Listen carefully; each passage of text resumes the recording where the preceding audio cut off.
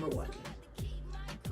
So I'm taking my time getting ready, figuring, okay, my flight's gonna leave in like 30 minutes. I live like 10 minutes away from the airport. I'll just take an Uber. So I got in an Uber XL, and like a black car basically. I was feeling bougie because I was going to California. And so I took this black car to Princeton International Airport. I go through the process of like checking into my flight and all of that, go to baggage or whatever, go up to where you start to go into your flight. And at the doors, they're like, even though there was like probably 10-15 more minutes left, they're like, oh no, the doors to the plane is closed and we can't open them up for you. So I'm like, fuck, I missed my flight. Like, I didn't know you had to be like an hour earlier to take a flight, you know what I mean? So I missed my flight. And so I was like, okay, like I don't know what to do. So I was like, I'm not missing this trip to California, like this is my dream. So I booked another flight, which cut into the little budget that I had for this trip. So I booked another flight and quickly booked another flight, slept at the airport that night, just on the airport chairs, and went on the next flight out to California or whatever. So I arrived in Palm Springs at the Palm Springs airport in the next morning. Now, how was the flight? The flight was great. The pilot came out and said hi to me, asked me how was my flight, really sweet. The only thing is, they served every single person on that plane food and skipped over me. And I was like, excuse me, can I get something? Like, can I get, you know? And they did not serve me anything. I don't know why. I believe it was WestJet. I don't know if I didn't pay for the food in my ticket or if that was extra, but they didn't give me no food. So by the time I got to Palm Springs, I was starving. I was on this plane and I had not eaten one thing, so I was starving. And the service, like, I was pissed. I was like, yo, I don't know if it's like why they would do that, why they would not serve me food, but like, yo, honestly, I was really cheesed. So I get off this plane now, and I'm in the desert, and I was really, really fascinated because I've never been to a desert before. Like, they don't have deserts in Canada, and I was like, wow, like California is a legit desert. Like, I've never been to a desert, and the climate and landscape and the location was so different from Canada. So I was really amazed. So I'm there wearing my bodysuit and pants. I still have on my makeup from the day before because I didn't take my makeup off on the plane, and I'm heading straight to Coachella. So I get from this Palm Springs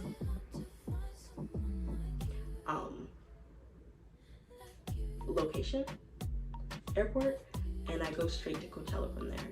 I don't know how long it took us to get to Coachella, but the Uber wasn't overly expensive to get there, but it was pretty far. Like, Coachella was in the middle of nowhere. I don't know where it is, can't remember where it is, but it's literally in the middle of nowhere. It's very far from any location. It's not in a central location. It's literally in the middle of a desert. So I arrived in this deserty, sandy landscape. Bit of a culture shock, and everyone is there. Like, a lot of people are there. At this point, the festival had already started, so a lot of people were there. There was a bit of a lineup to get in, but not a very long lineup because I guess I had come the next day. I was probably there on Saturday. Now, guys, there have been a lot of, let me check how much time. Okay, I'm not gonna try to go too long on this because I don't want to use up all the storage on my phone or whatever, but okay, there have been a lot of performers at Coachella, and every year they put a bunch of people in the show. People who are great performers, people who are not such great performers, people who are forgettable, people who are not so forgettable, some rock performers, some indie performers, some rap performers. Well, a lot of the years before, they didn't really have rap performers. But this was the year, guys, where Beyonce was performing and headlining Coachella. Now I will repeat, Beyonce. And I was also a huge fan of The Weeknd, and The Weeknd was performing at this concert. Okay, so this wasn't just any Coachella. This was the only Coachella with a relevant lineup, basically. Like, this was the ultimate concert, like the best year they've ever had. So I'm there. I walk up to the front where the security guard is, and I start chatting him up. And I'm like, I don't have a ticket, but like, I'd really like to get into this festival. And he's like, just hold up, like, maybe I can get you in later. And I was like, okay. So I went and sat down at a curb for a very, very long time. And it goes from literally midday to night time. So I was there posting videos on my phone of being outside Coachella, like a loser, and basically on my phone. And it was nighttime, and it got to the point where The Weeknd's set had started. So I could hear The Weeknd's beautiful voice singing in the background very loudly. His set was going on, and I was like, okay, my phone's dead and I don't know how I'm gonna get a cab home. And the security guard was to be like, oh, don't worry about it, do you have a charger? I'm like, yeah. He's like, we have charging stations inside Coachella, so you can charge your phone in there. You can just go in, quickly charge your phone and come out. So it's like, okay. So he finally lets me into the festival. And guys, before he let me into the festival, while I was sitting down, guys, Paris Hilton came to the gates. Yes, Paris Hilton came to the gates of Coachella, the front gates, and she was taking pictures with all of her fans, because all of her fans spotted her. She was wearing the same outfit she was wearing on Instagram, some like flowy long outfit, like a kind of bohemian outfit, and all her fans were taking pictures with her. But I was so shocked at this point that I didn't even get up and go to the gate to go take a picture with her, even though I kind of wanted to. And I was really happy to see Paris Hilton. Like, I'm a fan, and this is the first time I've ever seen her, and I couldn't even believe I got to see a celebrity that day. Like, wow, like I actually got to see Paris Hilton. But I didn't get a picture with her, so I have no pictures of that. But yeah, I definitely saw Paris Hilton very up close. She was really awesome. She was really nice to all her fans. So anyways, at this point, it's late at night, he lets me into Coachella. So I go walking around, kind of looking around at everything. Most of the like vendors and like rides and different activities they have been shut down at this point. So I kind of go wandering around, and it's more or less empty. Well, there's a lot of people kind of hanging out by the charging station, so I had to wait a really long time to get up to the charging station to charge my phone, which they say don't use charging stations anymore because hackers can hack into the charging stations, which is so fucked up. It's like, oh god, you can't even use anything anymore. AI is ruining the world, like stealing people's music, making weird fake music, like taking plays away from actual artists. Like, I kind of don't really like AI culture. Like, it's pointless, it's ridiculous, like it's just not necessary, and I don't get how it's serving or improving humanity in any way. It's just pointless, but whatever. So I charge my phone up, I kind of chat to the people who are there at Coachella, you know, just talking to everyone. Most of the people are very drunk or high. Everyone's very loud. So yeah, I kind of go wandering around, but at this point, like, the event was done. So I just charged my phone, got out of there, and I run into the security guard again. And the security guard is kind of flirting with me, chatting me up, and he's like talking to me. He's like, hey, are you down to give me a BJ? And I'm like, okay. Before I came to California, I had already decided I was gonna do whatever it is I had to do to get into any party, to meet any celebrity. I was gonna do whatever I had to do. So I had already decided that, like, physical intimacy was on the table with almost anyone I met at any point. Like, I was being a freak for the whole vacation because A, I was on vacation, B, I wanted to meet the locals, C, it was around my birthday, so I just kind of wanted to have fun and let myself go a bit, and D,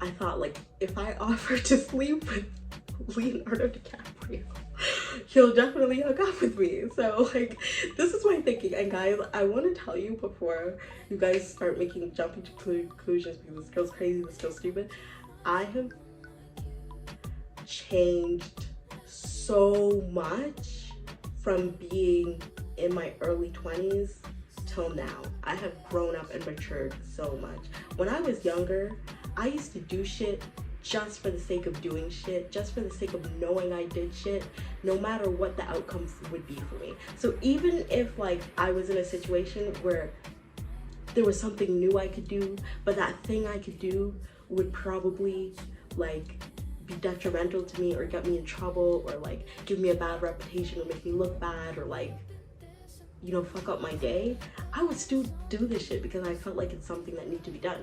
Now, if there's something that doesn't make sense, that's not connecting, that's not equating, like, I skip it altogether, you know? Like, I don't take risks with myself like I used to, you know what I mean? Like, I kind of have more common sense now, and I stopped doing ridiculous, stupid shit just for the sake of doing ridiculous, stupid shit. Like, I do everything sparingly now. So I've really changed a lot, but back then I was like, I would do anything. I would do absolutely anything to hook up with a celebrity, especially Leo. So anyways, wandering around, no, I did not find him anywhere. Like, he was probably at the VIP section of the event, and I looked online, he was there with his girlfriend. Yeah. And I was delusional enough that I was, like, kind of convincing myself that he was not in a serious relationship in any way, but they were together for like 5 years. So yeah, that just shows where my values were at that point. But yeah, he was definitely there with his girlfriend, and I did not find him. But anyways, at this point, I was there with the security guard, and the security guard was like, I'll give you $300 if you blow me. Now guys, I'm not a S worker. I have only done something like this, or attempted to do something like that, in the S working industry maybe once before. Actually, I've done a few things in the S working industry, but, like, I would not consider myself an S worker. I don't do it regularly. I don't make money from S working. Like, I've done a few attempts, but I've never done it, like, seriously or, like, regularly.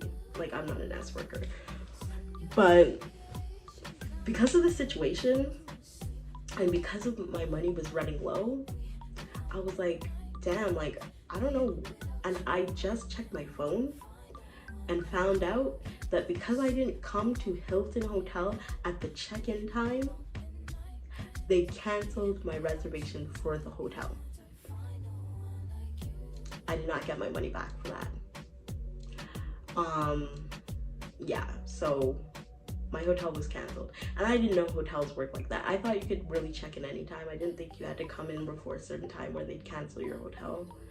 but it was late at night. They canceled my hotel, so I had to book a new hotel, and there wasn't a lot of options for me because I didn't have a lot of money anymore. I had already put my money into the hotel from before, so I could only afford to book like 1 or 2 nights. So I booked Motel 6 because that's what I could afford. It was a really good price range. I booked a 1 bedroom, like just single bedroom, and yeah, so I was like, okay, like, yeah, I'll take the $300. So the security guard puts me in his cart. He starts driving me around Coachella. And all of the security guards at Coachella, they stay in these RVs or campers on location, not in the inside the festival, but outside of the festival. They have a bunch of campers where they sleep at night and wake up in the morning and go back to work for the festival.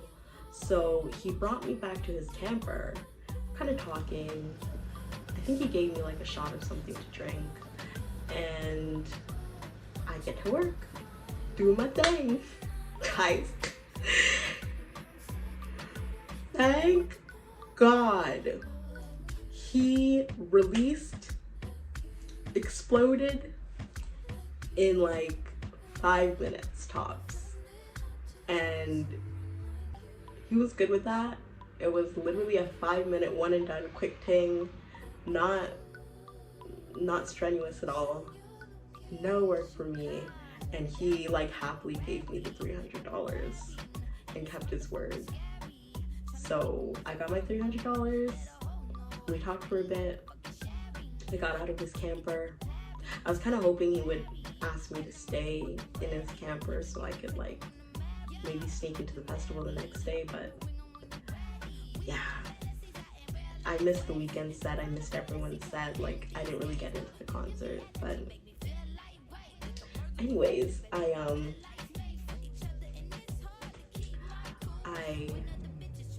am now getting ready to leave. So I'm like, I'll call a Lyft. So I go on the Lyft app. The Lyft app is completely busy and booked up because of all of the people trying to leave the festival. There's literally a line for like a mile of people trying to leave the festival. So I get into this long ass line waiting for a Lyft to come and pick me up because all of the cabs are already there. All of the Lyfts and Ubers are already there. So they're literally just taking people on the spot, like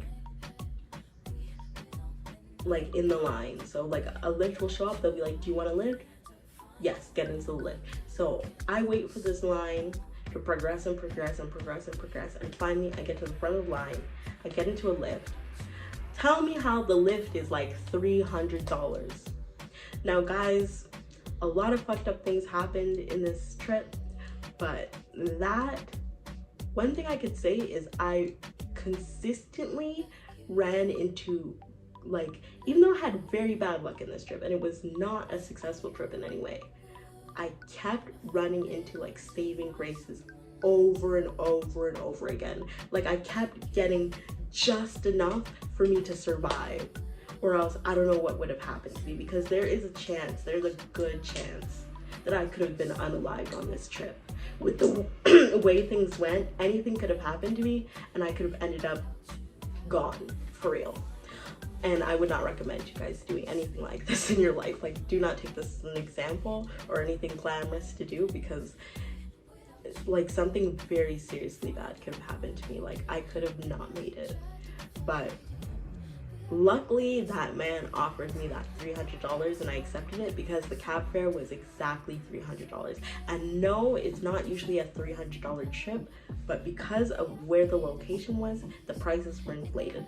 So I had this guy drive me all the way from the middle of the desert now I can't remember all the neighborhoods in LA, but I'm gonna look up the neighborhoods and tell you guys, because it was like either East LA or somewhere in LA, like somewhere in Los Angeles, far from Palm Springs, far from whatever that desert is called that I was in, very far. Like, this is more like a central Los Angeles location. So I go there, I go to Motel 6, I check in, I go to my room and I'm pleasantly surprised because this is a motel, but it's exactly like a hotel. Like, it looks like a hotel, it looks upscale, and it's not in a rich part of town, it's in a poor part of town. So like, that hotel was like very upscale. So I stay at this hotel, take pictures of myself, post to Instagram, you know, try to make the best of my day. And I decided it's finally time for me to get some food. So I go out to the corner store, which is just around the street, and I go to the liquor store, and they have these tiny bottles of Grey Goose for $10 US, no taxes. Now guys, we have those tiny bottles in Canada too, which I sometimes buy because there's like 2, 3, 4 shots in them. Enough for me. Like, I don't really need a lot to get drunk, but like, it's not premium liquor. And some people say Grey Goose is not premium liquor, but in Canada, it's expensive vodka. It's not like $30 vodka like most vodka is for the regular size. I think it's 26 milliliters bottle or whatever. 26 or whatever you call it, I don't know. But this smallest bottle was $10 for like premium liquor. So I'm like, yes, I bought that liquor. I bought myself flaming hot Cheetos. This is the first time I'd ever had flaming hot Cheetos in my life. I always saw everyone from California going on and on about flaming hot Cheetos. So I bought that flaming hot Cheetos at the corner store. Everyone there was so sweet. Somehow I got weed. Guys, I don't recall how I managed to find weed in California, but I had weed and I didn't travel with it. But somehow I found weed, whatever. But so I was turning up, hanging out in the parking lot of the motel, and this very handsome black security guard comes up to me. We start chatting, and turns out he tells me he's from Compton. Like, I'm a big Kendrick Lamar fan. That's the only way I know about Compton. I never heard of Compton before, but I know a lot about Compton, and I know Compton is the hood, right? So I'm like, this guy is actually living in the hood, for real. Like, he's actually from Compton. But yeah, this guy was from Compton, and he's like, you want to go to Compton with me? And I was like, yes. Like, that would have been the experience of a lifetime for me, because like, I've never been to the American hood before. Canada has some ghetto places like Jane and Finch, Regent Park. I don't hang around there often, but I guarantee it has nothing on Compton. And I'm like, yes, I want to go to the place where Kendrick Lamar was born. I want to be around actual black people, like really black people. I was very excited. So I'm like, yeah, I'll go with you. So whatever. He goes about his day. I sit there, continue drinking, continue smoking. Another guy comes up to me, offers me some food, says, hey, like, do you want to come chill with me? I'm like, yeah, sure. I was hanging out with all the locals at this point. So we go back to my hotel room. We hook up in my hotel room. We had a good time. He's been talking to me. He seems like pretty serious about me. Like, he's really crushing on me and whatever. Like, he really wanted to get to know me better. But I wasn't planning on staying at that hotel very long. Anyways, my hotel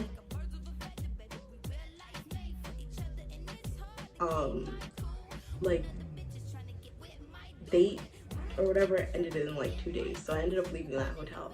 The guy from Compton, he never came back around to bring me to Compton. I'm not sure if he was like, this girl's not gonna survive there and will probably end up in a fucked up situation. Like, he didn't want to take me there. I was okay with that. I mean, like, I did not want to be in a very dangerous situation, so I was a little scared to go. But yeah, I never ended up going to Compton, but I thought I would mention that someone from Compton, I met them. Anyways, so it's the next day. It should be the end of my trip. I should be getting on my flight that I booked originally back home. Now guys, I had originally booked a round trip. Because my first flight I missed and it was canceled, I ended up finding out my flight back home was canceled. So I had no flight back home. So I had to book a next flight to go back home. And I didn't really have the money. So I was like, okay, I don't know what I'm gonna do. Like, it's practically my birthday and I need a flight back home. So like, I don't know what I'm gonna do. Like, either I'm gonna stay here and wait till the end of the month when I get more money in my account to pay for a flight back home. So that's what I decided to do. Now, there was the whole situation of where I was gonna stay during this time. So like, I ended up booking like very cheap, like $25 Airbnbs. One of the Airbnbs I went to had bed bugs. I was like wandering around on the streets. Basically,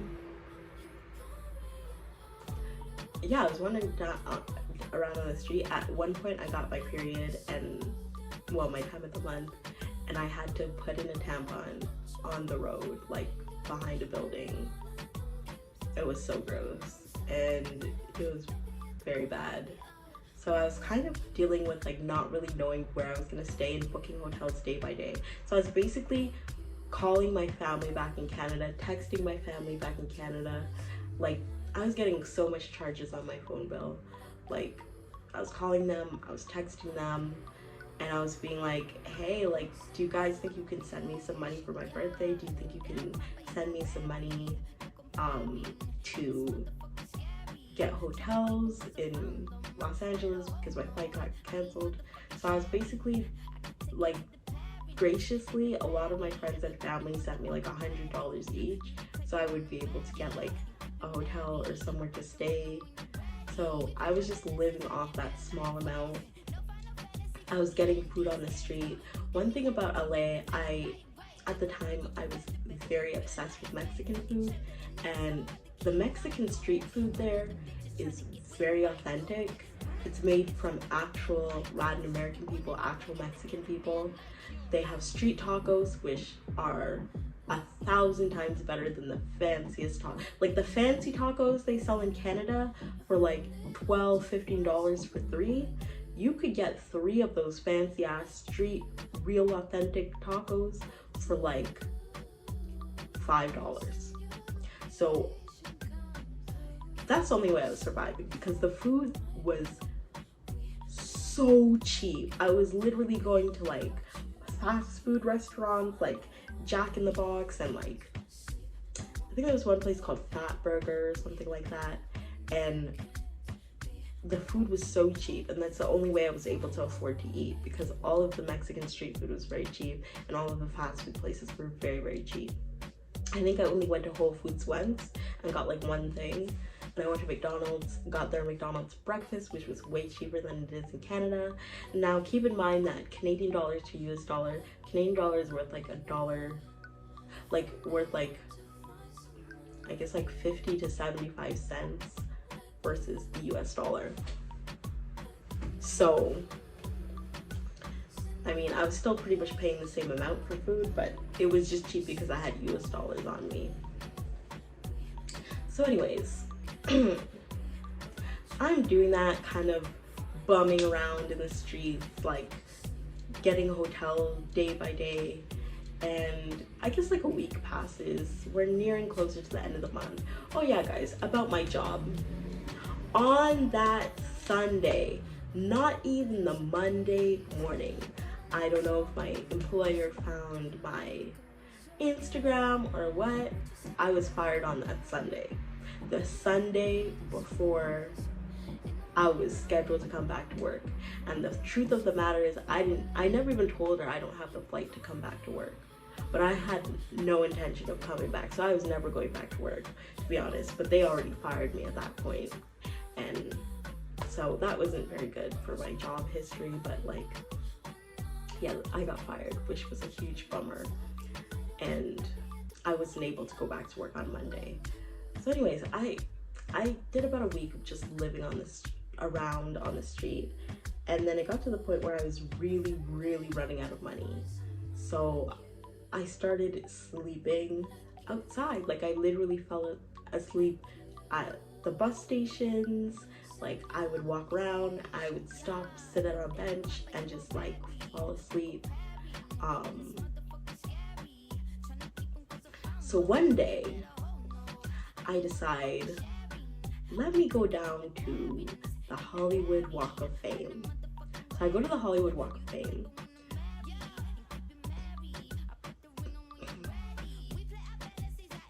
And guys, literally, I want to tell you something. I came to California for the warm weather. It was the springtime. It was so cold. So cold. Like, maybe even colder than Canada. Like, I was freezing, and I was sleeping outside in the cold weather. It was freezing. So I could have got hypothermia. I don't know. It was so fucking cold. Not warm at all. Like, maybe it's only warm in the summertime because it was cold. It's very cold. And I was literally carrying all my bags around with me. And yeah, so at some point I decided to go to the Hollywood Walk of Fame.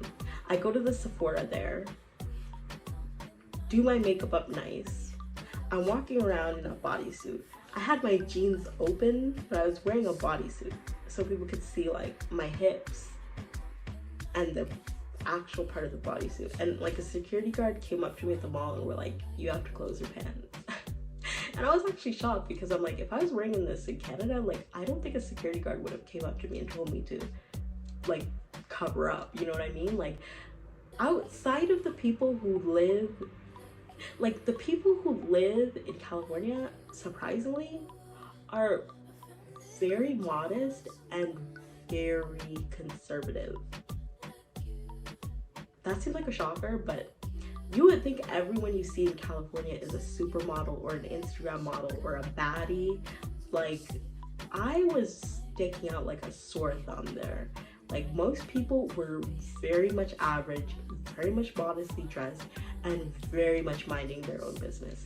Despite the proximity of them to the rich mansions and the celebrities in Hollywood, most people there completely avoid like where the celebrities live, celebrity culture. They dress like very casually. They don't dress like Instagram models or anything like that, you know what I mean? Like, it's a lot more modest than even where I live in Canada, because I don't know, people just be studying in Canada. But yeah, like, so I was really shocked about that. I was very shocked about the culture there, because I was expecting like very crazy culture. But anyways, so I'm at the Hollywood Walk of Fame. I see Mary-Kate and Ashley Olsen's star. I'm like really happy about that, because I grew up on Mary-Kate and Ashley. So I'm looking at all the stars. I don't think Leo has a star on the Walk of Fame or whatever. But as I'm walking down that street, I decide to go like around the corner to this bar. Now, it's like either a bar or a hotel. So I go inside the hotel, and they're having like a little party there in the lounge of the hotel. So I kind of joined the party. I got a drink, started drinking a little bit. Anyways, I got really tired, fell asleep in the hotel because I had been sleeping on the street, on the floor. They kind of ignored me for a long time, but at some point security comes up to me and they're like, do you have like a booking here? You can't fall asleep in the hotel. So I'm like, okay. And I didn't realize that this could have potentially been like a more fancier hotel. But anyway, so I go outside and I actually run into a celebrity. Now, not an A-list celebrity, not a B-list celebrity. I don't even know what list the celebrity is on, but his name is Jazz Cartier. And back in the day, I went to this concert in Toronto, North by Northeast, I think it's called, NXNE or something like that, or NXNW. They have one elsewhere in the South too, SXSW. But anyways, I went to that, and he was a performer there, and he jumped into the crowd and was crowd surfing and the crowd wasn't tossing him out or anything or trying to drop him, and he was literally like right in front of me looking in my face at this concert for like a good 5 minutes, like doing his set right in front of me. And no, I did not have to lift him, but like, yeah. So I recognized him from that set, and I was like, oh my god, Jazz Cartier, it's you. And he's like, yeah, hi. And I'm like, yeah, I know you, I went to your set before. And he was like, okay, cool. I'm like, can I get a picture? So I got a picture with him, and I mean, that's whatever. Like, he wasn't that big of a celebrity. But I kind of just hung around him a bit, and then like, he was starting to leave with one of his other friends, so I started following him casually. I don't know, I thought that's the way to go. Like, you know, maybe I could just kind of sneak behind him and slip myself in. But anyways, he ditched me. Him and his friend ditched me. So I don't know, I figured he at least probably had a very nice Airbnb he was staying at, which would have been cool to crash at with a sort of celebrity.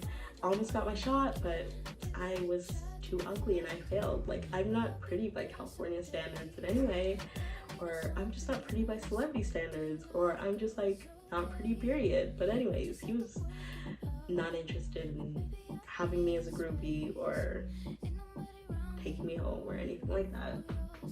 So I failed at that. So I kind of just end up sitting at a park bench, and at this point I feel like literally screaming because I feel literally tortured by how cold it is. Like, I'm distraught. Like, I'm at my breaking point at this point.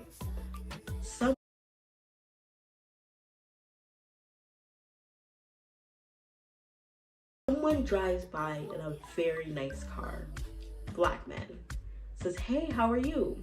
Now, I told you, anyone who approaches me, I was accepting them. I was talking to them, no problem. Because for me, that was the only way I was going to get to know people in California. That's the only way I was going to end up finding resources in California. That's the only way I was going to survive. So like, I went up to his car. I was like, hi, how are you? And you know what? There are a lot of places that are very dangerous in this world, and California might be one of them. But when I went there, nobody, absolutely nobody took advantage of me, except for one person. One person took advantage of me, and I'll tell you that story. But the majority of the people that I met were so welcoming, to the point where they would like welcome you into their home as a complete stranger, like absolutely no problem, without even thinking twice about it. Like, so welcoming, so accepting. Like, it's crazy. Like, in Canada, people are not like that. Like, if you're sitting on the street in Canada, like, someone might approach you, but they're not doing nothing for you, you know what I mean? They're like, they're either gonna use you for a night or whatever, you know what I mean? Like, whatever. So anyways, like, I'm talking to this guy, we're chatting each other up. He's like, you wanna like come home with me or whatever? And I'm like, sure. I had nowhere to sleep, so I'm like, at least I have somewhere to rest my head tonight. So I get into his car. Guys, I have done M before. If you don't know what M is, too bad for you. I'm not telling you this because I don't want this video to get censored. But he had a clear, large crystal rock of the most clear crystal M I had ever seen in my entire life. Like, so pure, so pure. Like, this is the kind of M, like, M is usually laced with a lot of things. Like, I've had M that was dusty and brown. Like, I don't think I've ever had M that was white, like clear white and a rock. So I was like, oh my god, like, wow. So like, you want to take this? I was like, yes, because I do. Like, I don't do it often, but when I do, I always have a very good high. I always feel very like happy, very jovial, very upbeat, like really just feelings of euphoria and happiness. Like, I've never had a bad trip on M. So I was like, yeah, sure. So I took that shit. And yeah, I got my high. I felt very good. And we get to his house. We go inside his house. We're drinking. He has tons of weed. Now guys, I don't remember this guy's name. I don't have his number. I wish I had gotten his number so I could connect with him again in my life and buy some of his of his what's the word, supply. Yeah, I wish I could buy his supply again. I wish I still knew this person, because I think at any point I could have messaged him and been like, can I stay at your house? And he would have been like, yeah, you can come, you can stay here with me, like, you know, but whatever. So anyways, this guy invites me to his house. We're kind of partying, drinking, smoking, doing and we end up sleeping together. It was pretty good or whatever. Anyway, so I just sleep there and I'm like, okay, I have a place to sleep for tonight. The next day, I'm still there. He introduces me to his mom.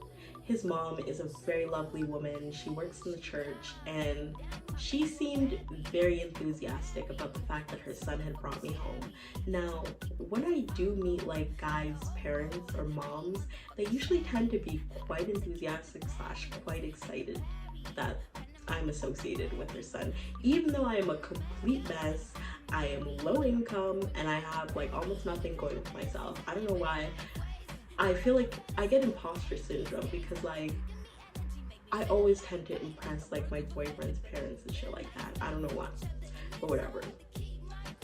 That's just how it works. But she was so sweet. She was so sweet, and she did not feel like awkward about having me in her home. So I explained to her my situation, that my flight got canceled. Oh no, something happened before this too. I explained to her my situation, that my flight got canceled and I had to wait to go home. But before this happened, this is the fucked up part. Before all of this happened, I was sleeping on the street in California, and a homeless man approached me at, it was like a Harvey's or a Burger King or Wendy's or something like that. Some cheap food restaurant. He's like, what are you doing? Do you have a place to stay? I was like, no, because I was just sitting in the parking lot. And he was like, you can come. And this place was near the airport, because I was kind of checking back in on the airport to see if I could potentially get a flight. But and it was LAX, so it was very close to LA. It was like down the street from LAX. And yeah, he was like, you can come stay where I'm staying. So basically, the homeless people, there's a lot of abandoned homes in California, and there's a huge homeless population. And the homeless people are just squatters in these abandoned homes. So they had this whole setup in an abandoned house. There was like 2 women staying there with 2 dogs. There were chihuahuas. And he was kind of like in a different section of the house. Like one person was in the garage, one person was in a different section. So I just stayed in his section of the house with him, and he was like smoking. He offered me some. I was like, no, because I don't do amphetamine. You know what it is. So I was like, no. But he had it. He didn't get high and start harassing me or like try to take advantage of me or do anything to me while I was there. So we just kind of stayed on opposite sides of the rooms. Like we had polite conversation, and I was like, can I leave my stuff here at this abandoned home, because like you're staying here and I don't have anywhere to put my stuff. He's like, sure. So I only took some of my stuff with me on the street the next day, but anyways, I left my stuff there. I went back to that same fast food restaurant the next day. I was sitting in the parking lot. I had a bag with me that I took. Big mistake taking this bag with me. It was my Michael Kors bag that I had bought myself one year for Christmas. And I don't know, it was a really good bag. It held a lot of stuff and I was really into it. And for me, it was an expensive bag because it was out of my price range at that point when I had bought it. So anyways, I guess these 2, it was a couple who were in a car. They kind of spotted me, and I guess they had noticed my purse. And they were being very nice to me. They're like, hi, how are you? How are you doing? I'm like, I'm doing fine. They're like, do you have a place to go? I'm like, no. They're like, you can come with me. And I'm like, okay, that's fine. So I'm kind of hanging out with this guy and his girlfriend. They're very nice so far. So his girlfriend has to go to work, so he drops him off at work.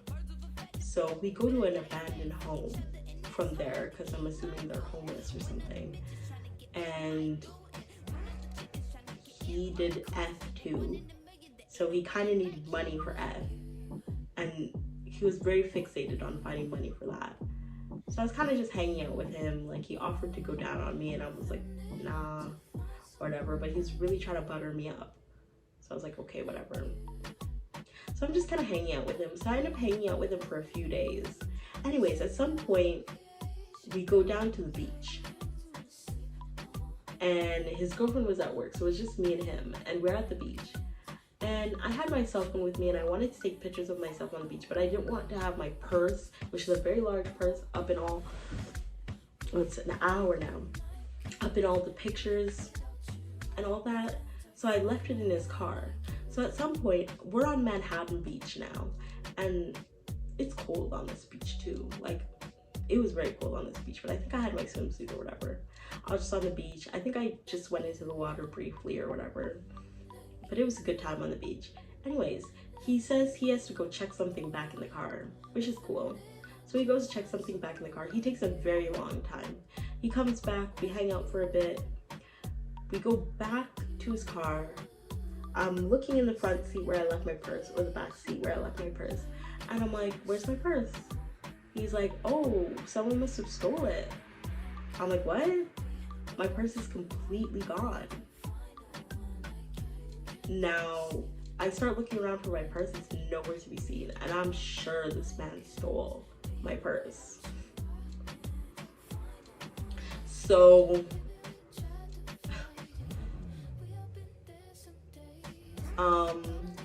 anyways, yeah, he stole my purse. I had my cell phone with me. I don't believe I had my ATM card with me. My passport was in my purse. My house keys were in my purse.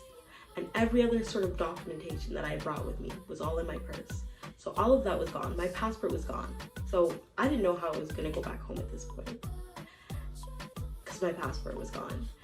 And so I'm kind of sour. He drives me back to his abandoned home where he stays. We get in the house. His girlfriend mysteriously shows up at that point with like a crowbar, and she's like, what the fuck are you guys doing? I'm like, what? And like, she starts running at me, so I run away. So anyways, that was their whole scam. Like, they stole my purse so they could get money for F. And I was like so disappointed because I was stranded at this point. Like, I had no way of getting home. So anyways, from there I just start wandering around. I go to the TD Bank, I give them my information, ask them for a new debit card. Anyways, so from there I went to the Sephora on the Hollywood Walk of Fame, and the mall on the Hollywood Walk of Fame area.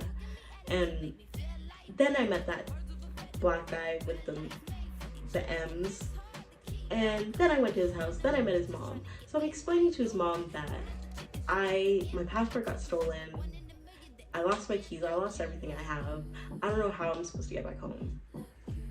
Anyway, she offers me like a bit of money to take the bus to go into town, to kind of have a day to myself. So I take the money, I go to the library.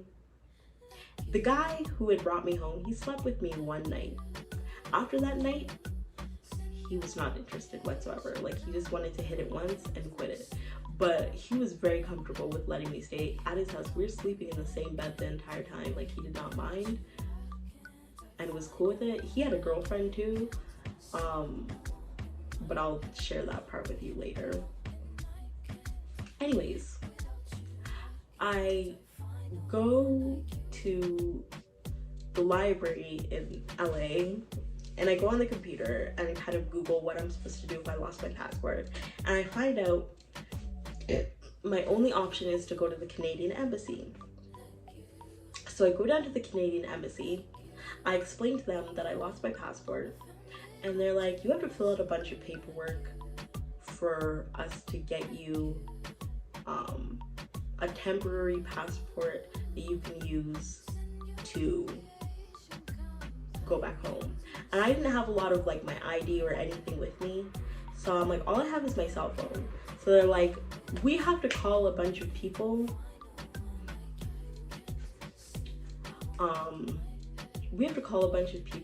that know you, to confirm that you are who you say you are. So give us some of the numbers of your friends and family. So I gave them some numbers. They're like, okay, we're about to close, so come back and visit us again tomorrow or whatever. So I'm like, okay, cool. They're like, we have to do some background research on you. So they give me a time to come back to get my temporary passport. So I'm like, all right, whatever. So I go back to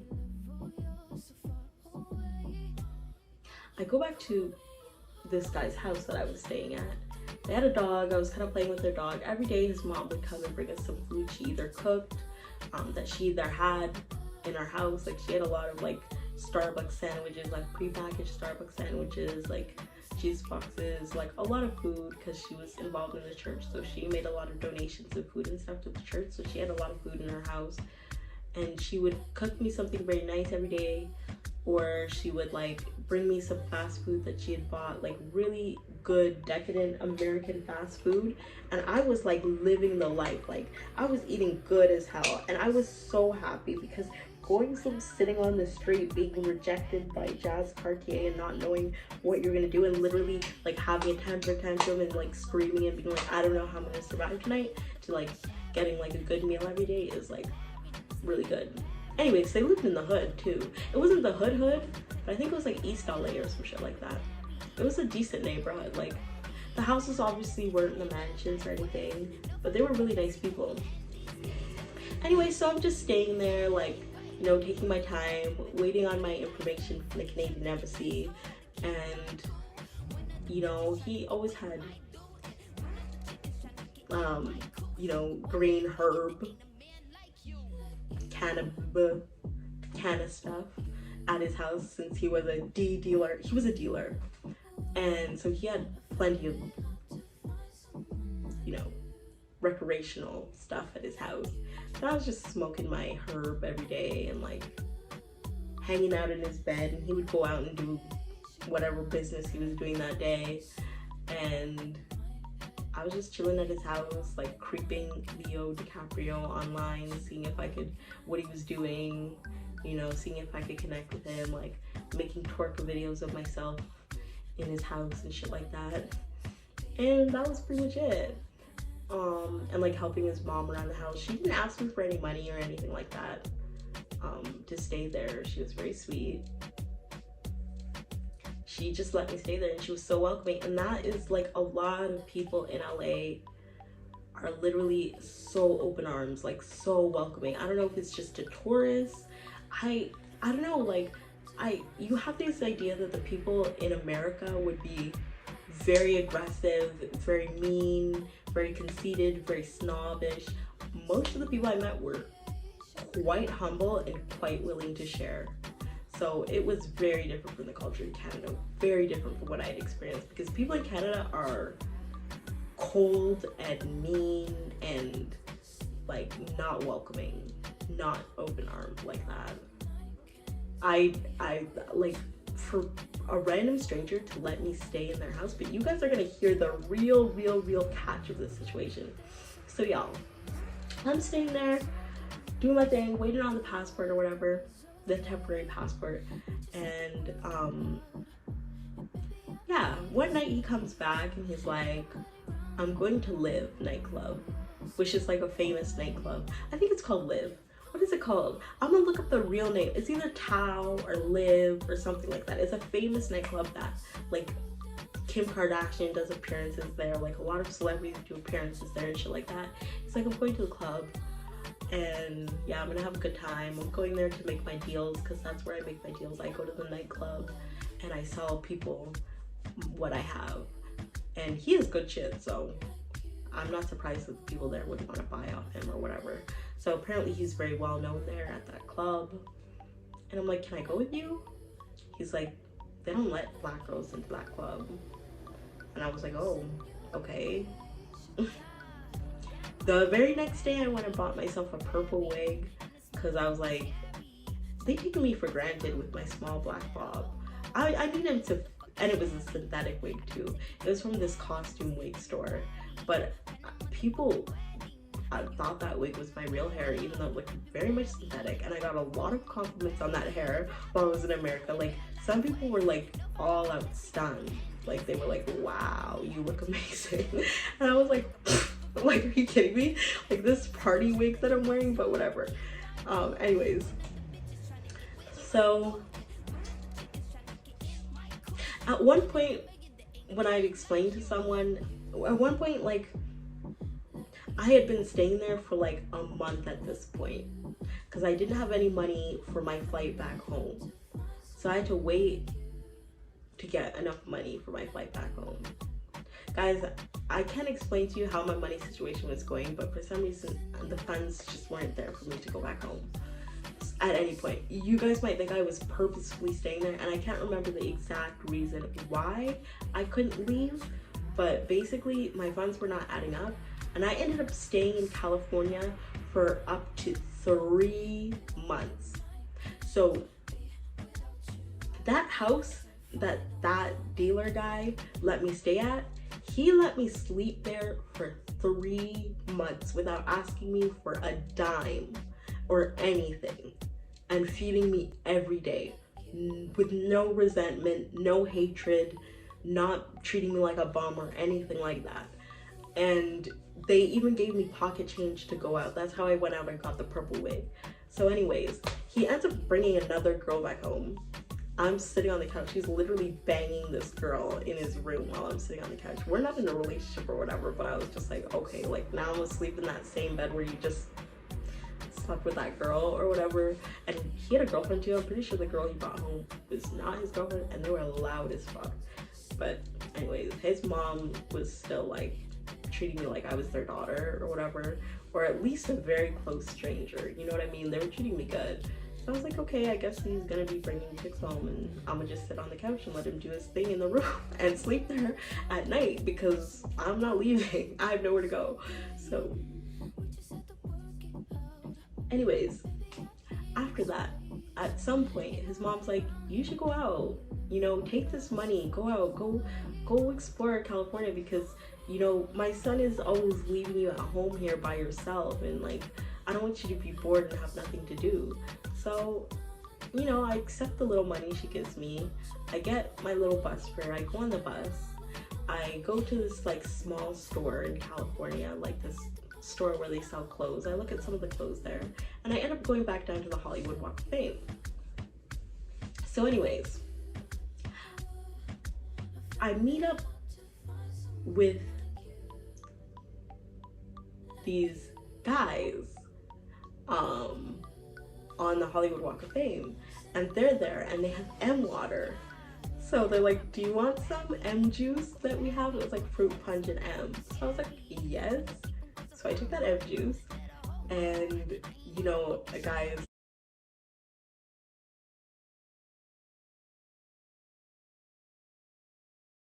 all that stuff could have been laced, but luckily while I was there, nothing was, and everything was like pure. So anyways, so I start hanging out with these guys, we're drinking, they're like, do you want to hang out with us for the night? I'm like, sure. So like, so we end up going to this comedy club. The person who's doing the set there does a really funny set. He's doing a lot of crowd work, like he's making all these jokes about Black Panther and all that. I was dying of laughter. It was really hilarious. It could have just been the M, but I was having a good time. Anyway, so it comes to the end of the night. The guy is like, he takes me into his car. We end up hooking up. And so we end up doing our thing in the back of the car, and his friend is in the front driving.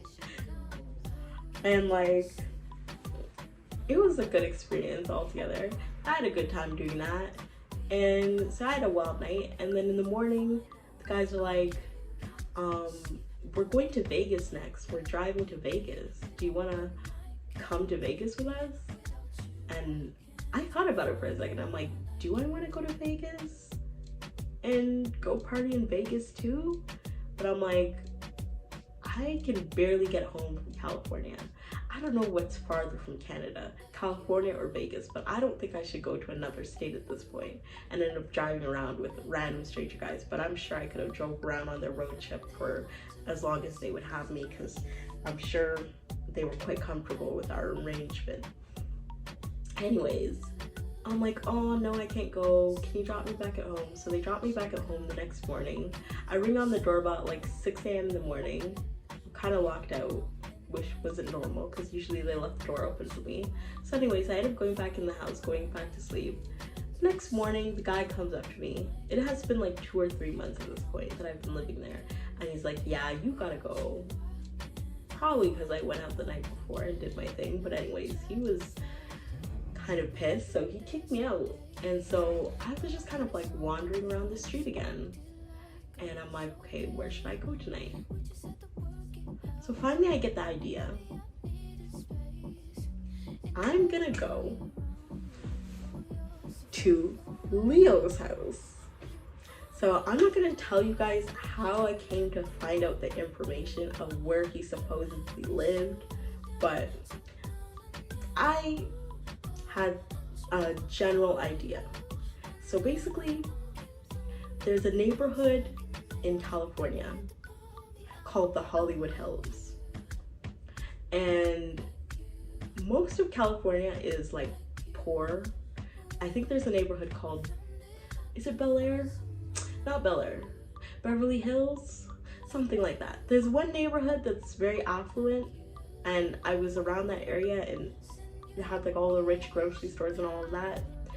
But there are pockets of California, like every place in California is like all very normal, very average people to very, very poor people to very homeless people.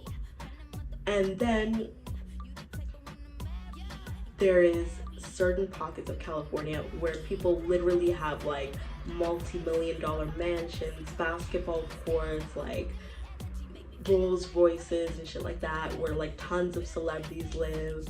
So even though it wasn't normal to be in these areas with big mansions and shit like that, I decided I was gonna go to that neighborhood, the Hollywood Hills neighborhood. Now, I don't know if it's called the Hollywood Hills, but I think it's in West Hollywood, because there's the actual Hollywood sign, which is on the Hollywood Hills. I don't know if that's called the Hollywood Hills or this is called the Hollywood Hills. But anyways, basically there's this road with a huge hill, like a huge hike up. So basically, I get an Uber driver to drive me all the way up to the place that I had figured out was Leo's house. So I go there and I'm like, okay, this is his house. So I kind of get a good look at the outside of the house, and the neighborhood is like really peaceful neighborhood. Like you can kind of hear some of the neighbors, like you can look, it's on top of a hill. So if you look out, you can see every home. And these are like multi-million-dollar mansions. And you can kind of see everyone in the whole neighborhood. And it's not that private. You can kind of see everything going on, but like, it's a great location because it's on top of a hill and like, I don't know, it's got like a beautiful view and everything like that. So I go to this house and I'm like, this is his house. I look, there's a phone book at the front door and I'm like, okay, so I'm here. Conveniently, the gate is literally shaped like a ladder. And I'm like, okay, this shit's meant to be, because the gate is literally got grooves in it that make it easy to climb up. So I put my foot in all those grooves and I climb up and I hop over the fence. And then there's this like, kind of like a water installment, like with just like water running. And I look at the house and it's got like glass windows. It's got like a Romeo and Juliet balcony or Juliet balcony or whatever. I'm like, okay, this is his house because it has a Juliet balcony, so obviously he's referencing its movie. And inside the house, they had a huge, what looks like a spinning top. And if you guys have seen Inception, like the thing that he uses is like a spinning top in that. And I'm like, okay, this is his house. Like he probably decorated it for his movies or whatever, because they have like a huge spinning top right in the foyer. So like, this is clearly where he lives. So I was convinced. So anyways, the house was locked. I know some celebrities literally crazily leave their doors open, which I don't know how you could even consider leaving your door open at any point, but like, yeah, none of the doors were open, all the doors were locked.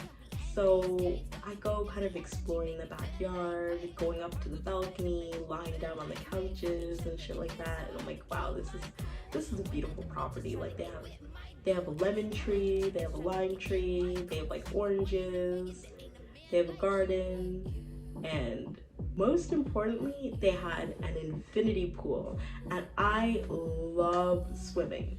So I literally take off all my clothes, get in this infinity pool. I have like a small drink of alcohol that I had bought before.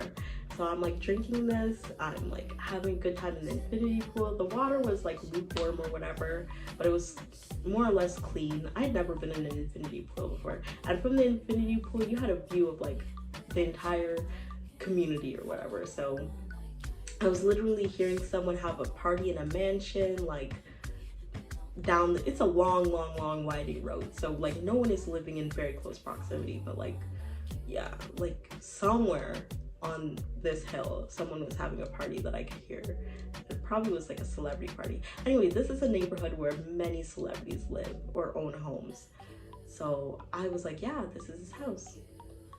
Now I could hear the neighbor talking, and I guess the neighbor kind of heard me rummaging around, and they had some like dogs. So I kind of go up to the front gate to kind of like sneak on them, and someone says like, what is she doing here? And they're like washing the car. I was like, okay. But like, guys, I think that was actually a celebrity's home, because like, I think that was a celebrity's wife, like probably like Sylvester Stallone or something like that, because like one of their neighbors is a celebrity. I know some of his neighbors are celebrities, so I think that was one of like a celebrity's home or some shit like that. So anyways, I go back, climb back over the fence, go back. I'm kind of like crashing in the backyard on some of the benches. Like I look inside this little like kind of like a box that they have near the pool with like pool supplies in it, and they had like flippers, like diving equipment and shit like that. And I'm like, I always see Leo like going in yachts, like in the water, like he loves water, so he would own like a diving set and shit like that. But they had like a blanket in that like compartment, so I like literally wrapped myself up in that blanket, and I crashed there for like days, like maybe like a week or two at this point. Like I was there for like a week or two. I would leave, go down to like the McDonald's in town, get myself an ice cream, get myself breakfast, and I would come back, climb back over the fence, and I would go by foot, and this is a long hill. So I was walking up a long hill, and when I was young, I used to walk everywhere, no problem. Like I would walk for like 30-40 minutes, like even an hour, just walking, because that's how I got around. I didn't drive, and it just made sense for me to walk. But walking is not practical, and walking up that large ass hill literally like killed my feet and my knees, because I already had knee problems at this point. I might tell you guys that story at another time, but yeah, so it was like really stressful on my joints walking up and down this hill, but I wasn't realizing at this point that I was overexerting myself, but I was. Anyway, so I stayed there for like a couple of weeks, taking videos, playing my music in the backyard, like, you know, going in the pool, like kind of exploring the backyard. Like I didn't eat up any of the lemons or anything, but I don't think they were ripe yet. Yeah, so anyways, so I stayed there up to 2 weeks, and one day I kind of hear someone like opening the doors up, and I'm like, oh my god, he's home. And it ends up being the maid. So this like Latin American woman was cleaning the house, and she sees me in the backyard, and she's like, what are you doing here? And I'm like, oh, like, I'm a friend of Leo's. And she's just like, oh, okay. So she's like, you can't stay here, you have to get out. And I'm like, oh, okay. So like I leave the property and I'm kind of just standing on the street, and she calls the owner of the property, and the owner of the property is there like literally within 10 minutes. And I'm just standing there, and he comes up to me, he talks to the maid for a while, and he's like, oh yeah, this is my property. And I'm like, oh, I'm really sorry, like I was just staying here because I thought Leo lives here. And I'm assuming they kind of like designed the property to kind of like be kind of like to market like the fact that it's in close proximity to where Leo actually lives. So I think they were trying to rent out the property because it was completely empty the entire time I was there. Like no one was living there, but I think probably they were advertising the property as like a place that was near his home, which is why they decorated it kind of in a way that seemed like they were decorating it to kind of be a theme. And I think the Wi-Fi was called like the jungle or some shit. Like I can't remember what the Wi-Fi was called, but I'm like, this shit sounds like it was literally called like Africa or like something to do with blood diamond, like something like that. So I'm like, wow, this is weird. But anyways, it wasn't his home, and I felt kind of stupid, and the guy did not call the police.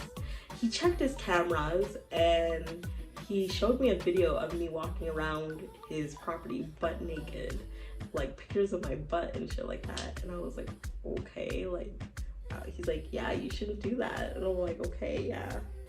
But they didn't embarrass me or make me feel bad. Like they weren't angry at me in any way. They were just kind of like, yeah, you can't stay here. And I was like, okay. And then I was like, sorry. And then they're like, yeah, Leo lives right over there. So I'm like, what? I'm like, oh, okay. So that guy ends up leaving, and I'm like, okay. So I go up to Leo's house, and his gate is not climbable. It's literally like a cement gate, and like there's no way of getting in. So I ring the buzzer, and I kind of hear someone in there like washing a car or something. So I'm like, oh my god, he's home washing his car. And like I press the intercom, and someone answers, and they're like, hi. And I'm like, hi, I'm Leo's girlfriend. And so they come out, and then they're like, hi, what are you doing here? And I'm like, oh, I'm just here to see Leo. And they're like, this is a private road, you can't be on this road. And I'm like, oh, okay. They're like, yeah, you have to go to the end of the curb because this is a private road. And I was like, oh, okay. So I go to the end of the road, and I just kind of sit there for a while, and I'm really disappointed that like I never ended up gaining access to his private home. Which, I mean, is awful. Like, you should never invade someone's privacy like that, or take advantage of being in a certain situation, or try to force yourself into someone's like private property or private life or anything like that, especially when they're like a very private person as it is, and they don't really seem to like interact with their fans a lot, or like, you know, don't have like a lot of fan opportunities and shit like that. I don't really think he's the kind of person that likes to like have his fans kind of gang up on him or anything like that. Like, he's not really in the public eye much, so it was kind of not really good for me to do this. But like, yeah, I was just sitting at the end of the road.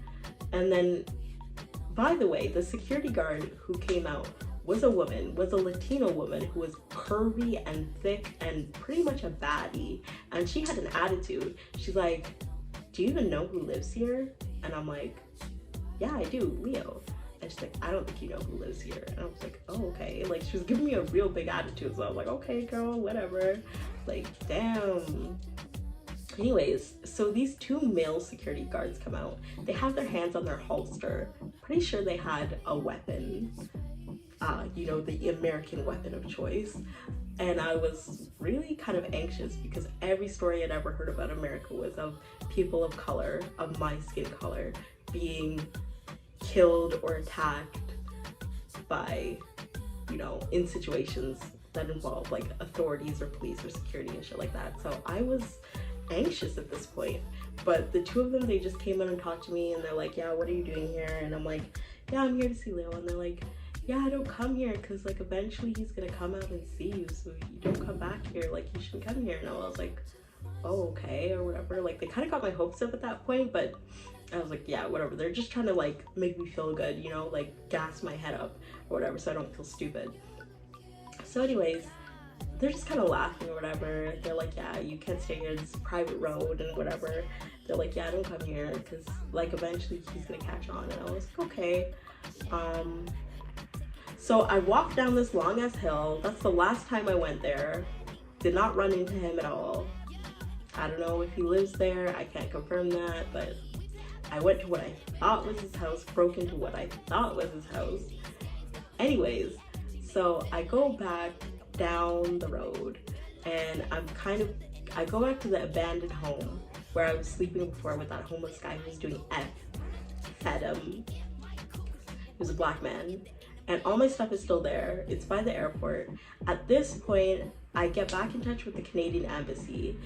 They called 3 of my family members to confirm whether they knew me. One of the people who they called was a friend who I had been talking to kind of regularly. They called him and he was like, yeah, I don't know her.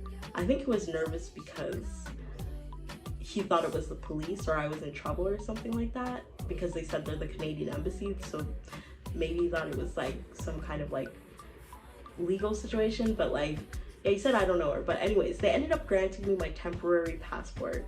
I took that temporary passport with me. It was literally a piece of paper, just a piece of paper I had. I grabbed some of the clothes that I had left at the abandoned home, but I didn't get everything. So a lot of the nice clothes that I wore a lot just ended up getting left behind. So I go to the airport now with this temporary passport, and I'm kind of hanging out near the line of like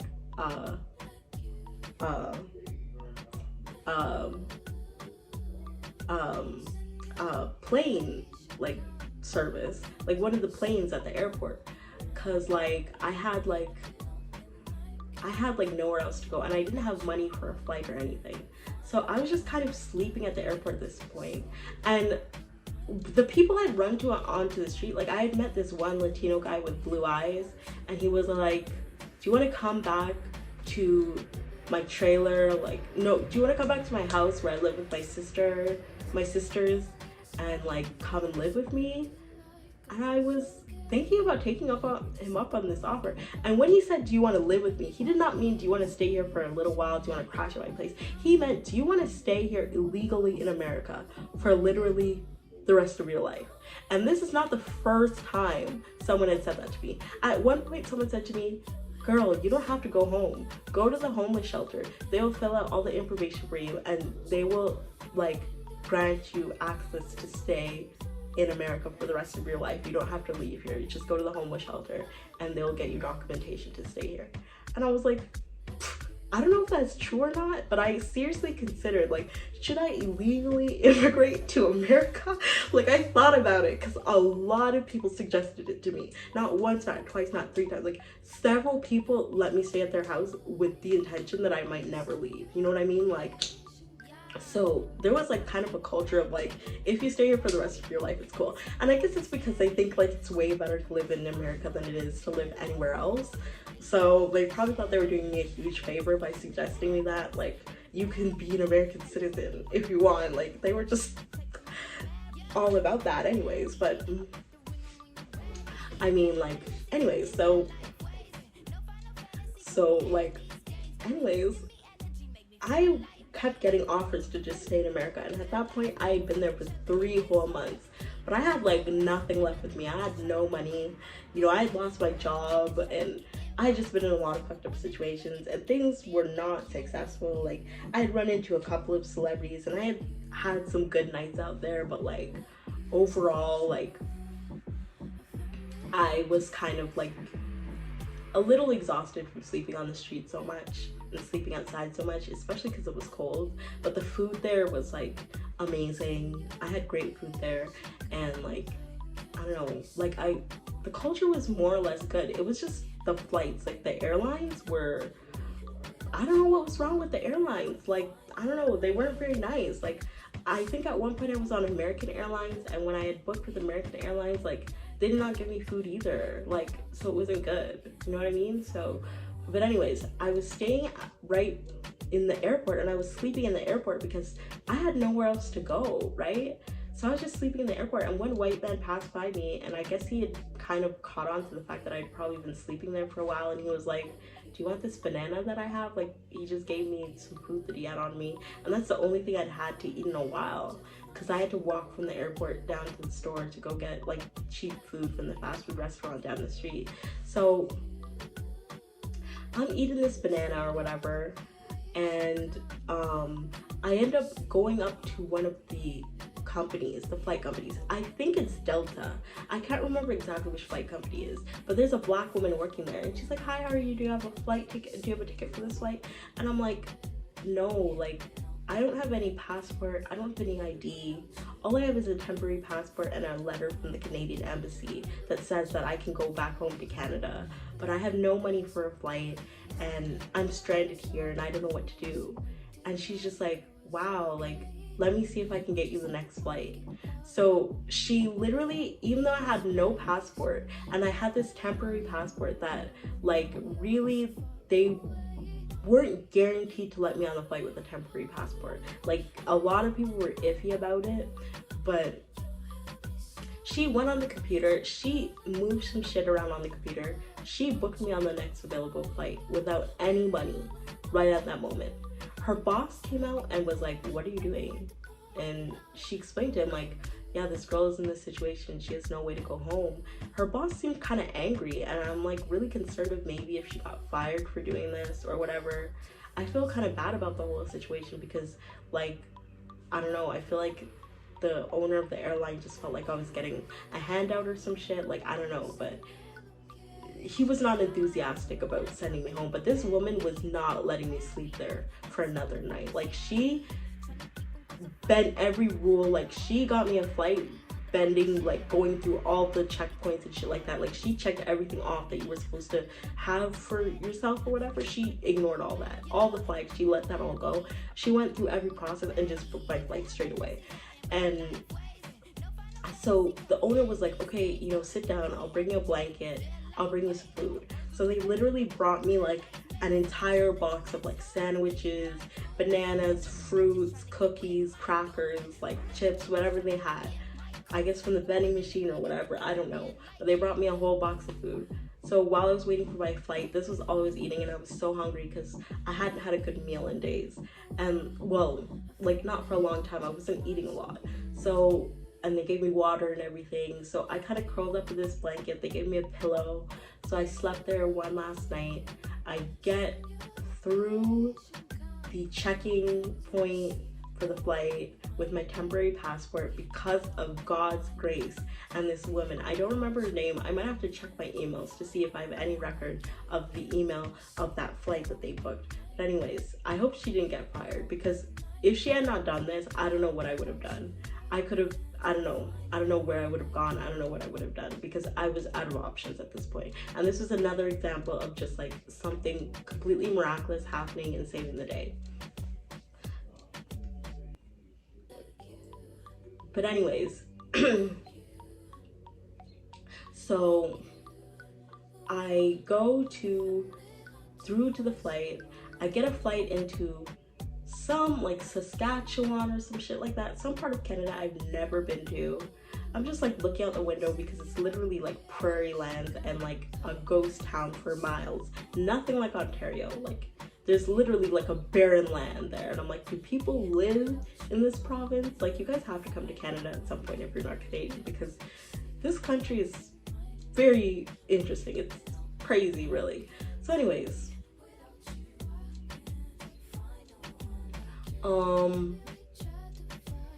yeah, so like I get on this flight. I'm now in like Saskatchewan. I get on the connecting flight back to Toronto.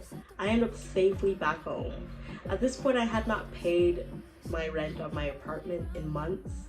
So I go to my apartment. I'm like, I live here, but I lost my key. They're like, sure, we'll get you a new key as long as you're on the lease. I was no longer on the lease. So they're like, this is not your apartment. And I'm like, no, this is my apartment. You have to call my landlord.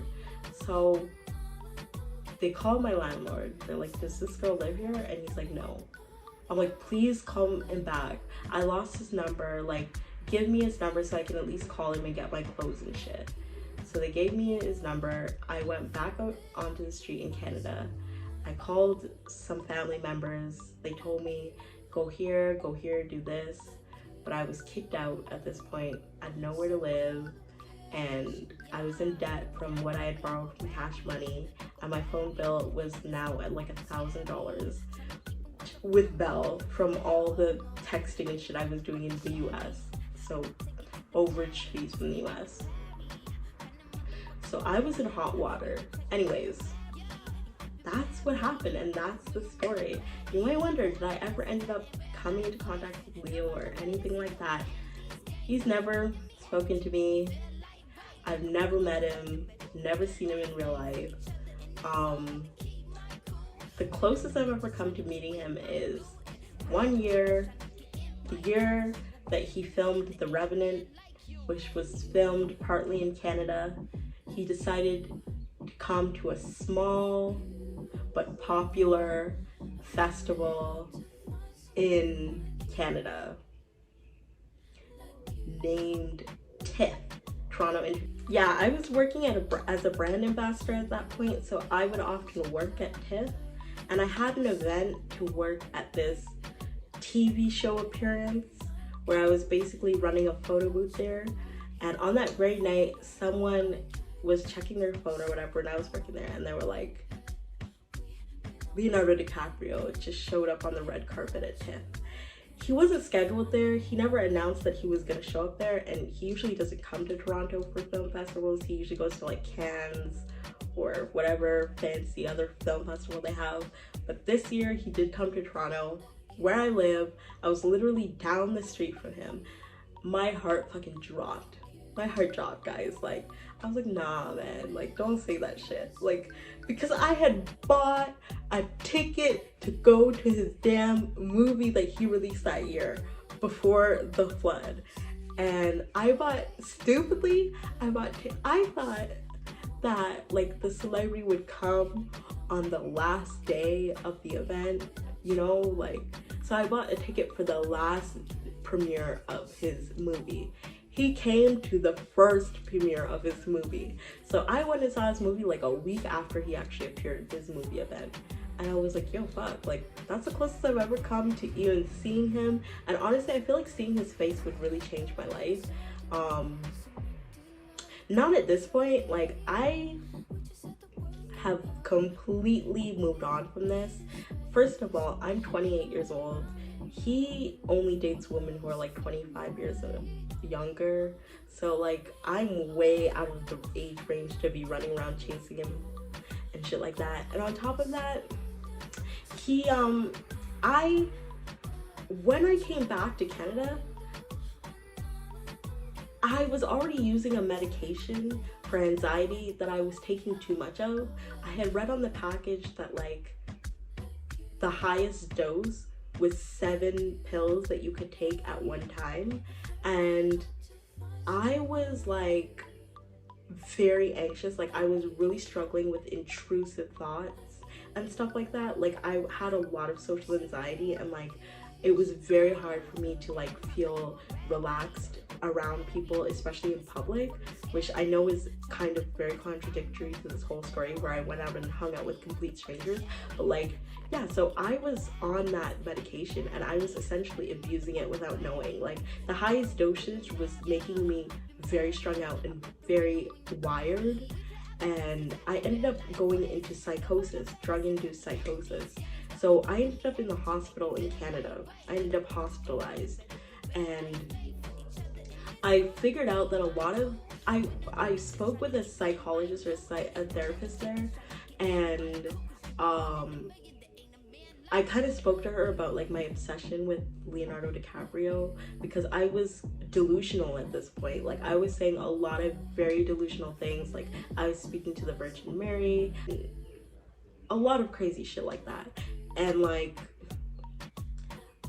basically with the counseling and me staying in the hospital for like a month there, I ended up kind of going on a antipsychotic. I think it's called Abilify they put me on, or one of those drugs like that, like one of the antipsychotics. I'm no longer on those drugs, guys. The drugs gave me very bad side effects and I have stopped taking them. I've taken a lot of time to just rest and be by myself and kind of let the intrusive thoughts die down on their own by just being in a quiet place and not forcing myself around people. So now I am stable. I haven't had any psychosis for a long time. I am mentally well. I am so much more mature than I was in the past. I've grown a lot. I make way better decisions, and I'm no longer obsessed with any celebrity or any man. And the obsession was really like a mental illness at some point. Like I was really dealing with psychosis and being very delusional, and I was having very absurd thoughts and very absurd takes on reality at that point. And like, yeah, I'm no longer on medication, but I did have to go to counseling. I did have to be hospitalized because of the situation, and it turned my life upside down and essentially completely ruined me as a person and ruined my life. I don't regret going there. I shouldn't have, and I would have been better off going there had I had some money to actually buy a ticket to Coachella. That would have made that experience better. I really appreciate the people I met there that took me in, and I had a great time meeting all those people. But I do regret losing a lot of my clothes and my Michael Kors bag that I really liked. But I guess Michael Kors is out of style nowadays anyways, so that bag is whatever. But I had a lot of nice clothes too that I had gotten. Anyways, that is my story. And guys, please understand that even though I do still make some content about Leo, it's kind of like a familiarity thing. I already have so many of my online like simulation characters named after him from very long ago, so I just continued naming the characters the same thing and setting up the same family, just because that's just, I don't know, kind of like a part of my childhood that I always had. So I still do that kind of like for fun, but I'm no longer invested in that, and I really moved on. But guys, I have met or interacted with a number of different celebrities. Not Leo, but other celebrities. So if you guys want to hear stories of me meeting certain celebrities and how that experience went, or my experience from concerts, and I have a lot of different crazy story times. So if you guys want to hear more story times about my life, more story times about my mental illnesses that I dealt with, more stories about celebrity interactions, because I have a few, because I went to a lot of events when I was younger. And if you want to hear more of that kind of stuff, leave a like, leave a comment, share, subscribe. Let me know you're invested and you're interested. Anyways, thank you so much to the girl who asked about this story time on TikTok. I hope you found the time to watch all of the videos. And guys, today I'm wearing a Bundles hair wig. Is human hair, virgin hair wig that we sell on bundleshair.ca/shop-bundles. I will leave the link in the description for this onesie, probably for my lashes that I'm wearing, and for this hair, so you can shop this look for yourself. I really appreciate you watching this video, especially if you watched it all the way through. I know it's a long video, but it's jam-packed, and I probably missed a few details too, but that's how this trip went. And yeah, love you guys. Hope to see you on my next video.